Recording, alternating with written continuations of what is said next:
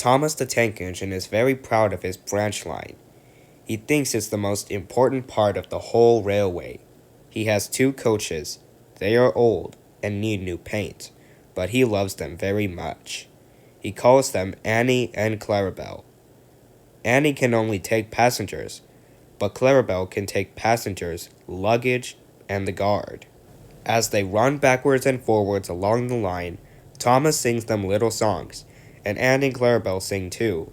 When Thomas starts from a station, he sings, "Oh, come along, we're rather late. Oh, come along, we're rather late." And the coaches sing, "We're coming along, we're coming along." They don't mind what Thomas says to them, because they know he's trying to please the Fat Controller. And they know, too, that if Thomas is cross, he's not cross with them. He's cross with the engines on the main line, who have made him late. One day, they had to wait for Henry's train. It was late. Thomas was getting crosser and crosser. "How can I run my line properly if Henry is always late? He doesn't realize that the Fat Controller depends on me." And he whistled very impatiently. At last, Henry came along, and Thomas said, "Where have you been, lazy bones?" "Oh, don't be cross, Thomas, please. My system is out of order. No one understands my case. You don't know what I suffer." "Oh, rubbish! You're too fat. You need exercise." Lots of people with piles of luggage got out of Henry's train, and they all climbed into Annie and Clarabelle. Thomas had to wait until they were ready. At last, the guard blew his whistle, and Thomas started off at once. The guard turned around to jump into his van, but tripped over an old lady's umbrella and fell flat on his face. By the time he had picked himself up, Thomas, Annie, and Clarabelle were steaming out of the station. Thomas was in a hurry to get away. "Come along, come along!" But Clarabelle didn't want to come along. "I've lost my nice guard! I've lost my nice guard!"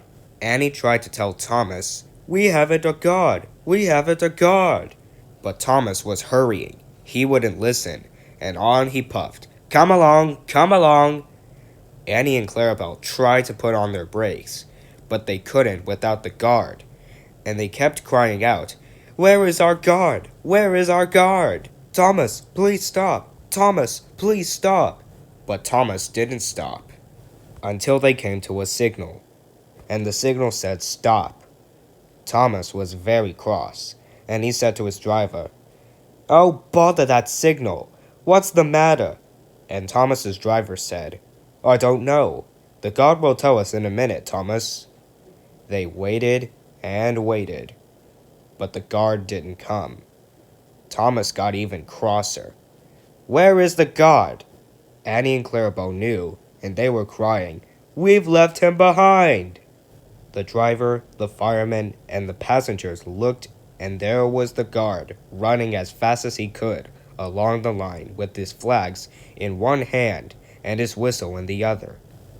Everybody cheered him. He was very hot, so he sat down, had a drink, and told them all about it. Thomas was very sorry. "I'm very sorry, Mr. Guard." "Oh, it wasn't your fault, Thomas. It was an old lady's umbrella. Look, the signal is down. Let's make up for lost time, eh? Come on." Annie and Clarabelle were so pleased to have their guard again, that they sang to Thomas, "As fast as you like, as fast as you like." And Thomas went as fast as he could, and they reached the end of the line, quicker than ever before.